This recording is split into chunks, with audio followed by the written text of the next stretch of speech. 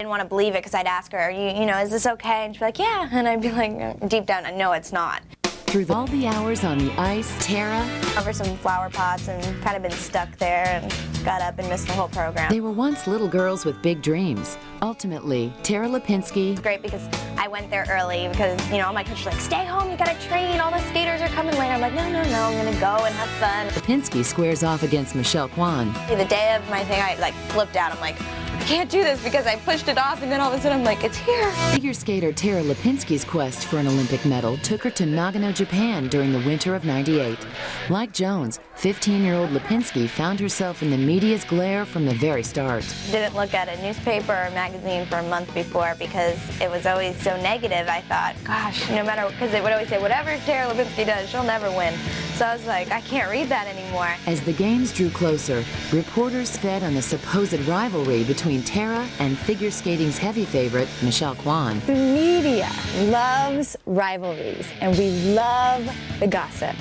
And I think the audience just thrives on, okay, who's going against who? Especially in the world of skating where we've seen it before. The Tanya and the Nancy, and it's just the feeling of, okay, where's the true rivalry?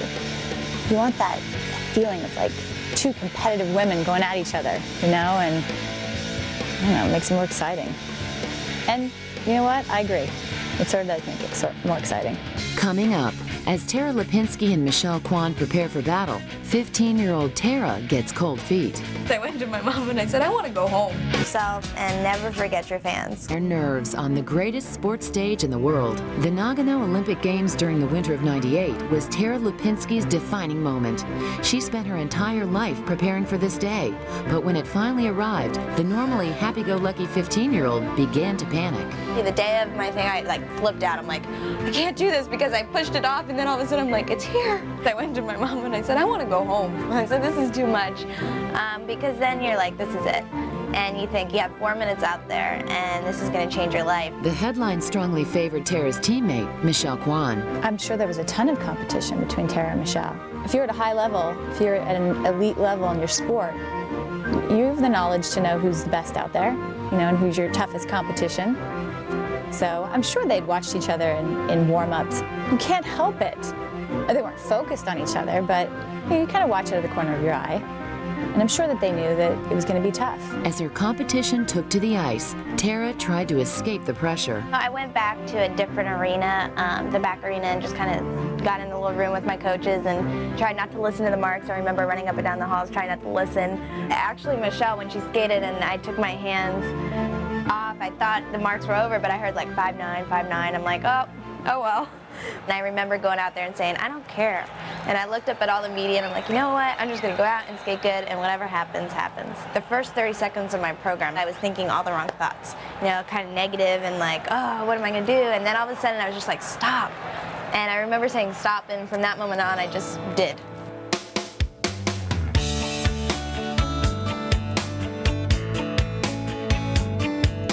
When I was done, it was just like a release.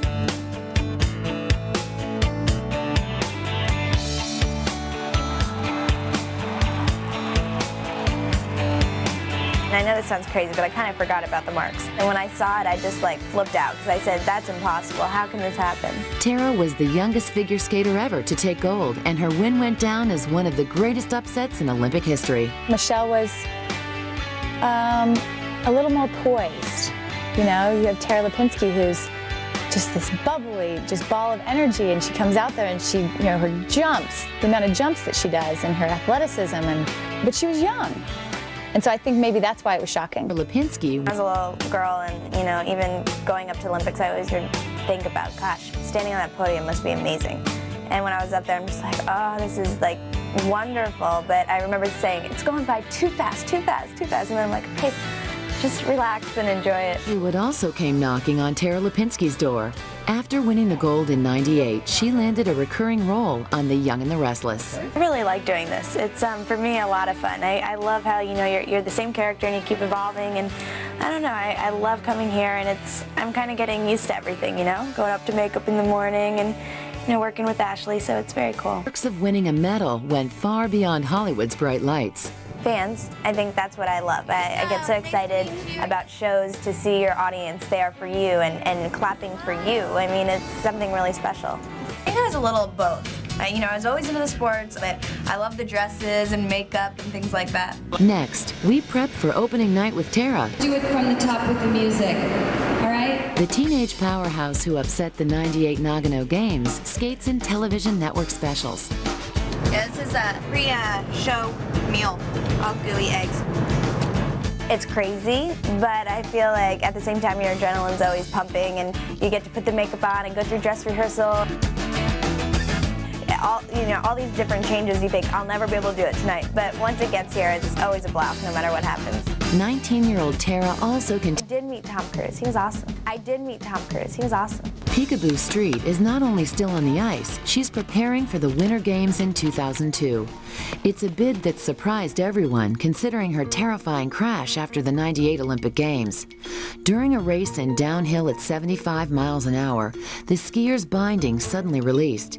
As Street was thrown against the ice, she broke her leg and was knocked unconscious. When I came back from my latest injury, I had fear on board for the first time in my life. I was introduced to it at age 29. It's like, hi, how you doing? And it was tough. Working past her fear, the two-time Olympian will vie for another medal in Salt Lake, despite the naysayers.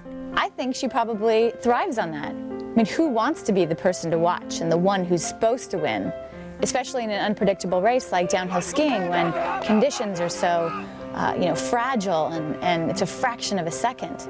And you're not racing them head on, it's just time versus time. So, I don't know. If the skeptics are saying, oh, Peekaboo won't do it, I think that's when Peekaboo will do it. And I think that's what makes the Olympics so exciting and Peekaboo so exciting to watch as a competitor.